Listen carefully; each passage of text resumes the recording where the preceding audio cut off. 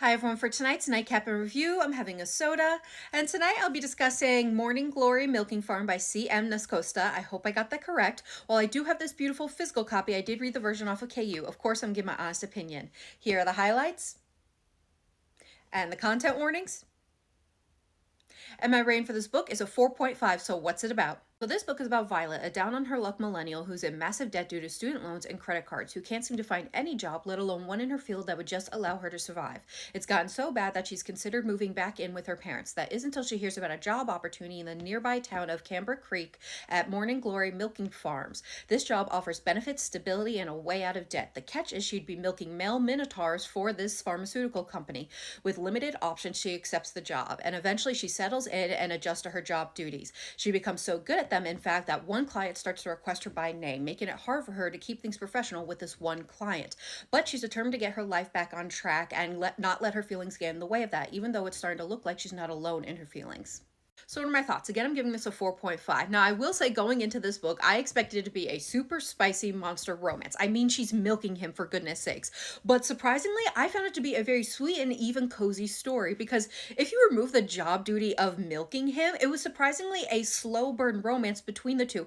They are very sweet and endearing with one another, and he wanted to take things slow because he didn't want her to think that he was only with her because he liked how she milked him. He wanted there to be actual romance between the two of them, and I just found them very adorable.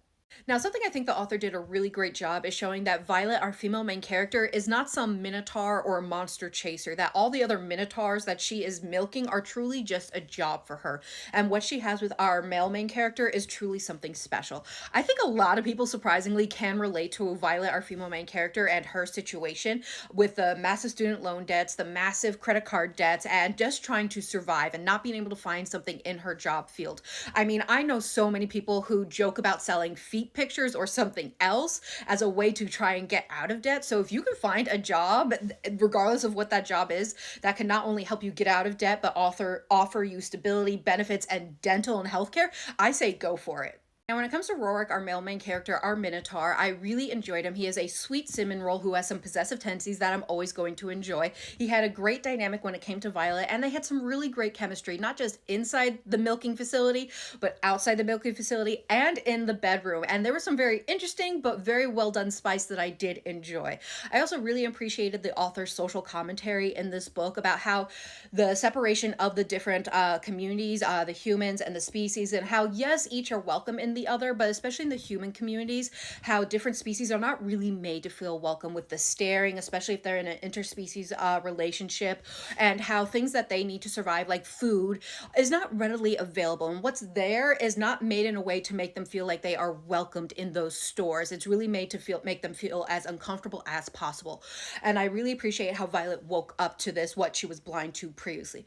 Overall, yes, this is a spicy monster romance, but it's also a very sweet romance as well that I really enjoyed. It makes me want to explore the author's other works. I would recommend it. I hope you give it a try, and I hope everyone has a good night and happy readings.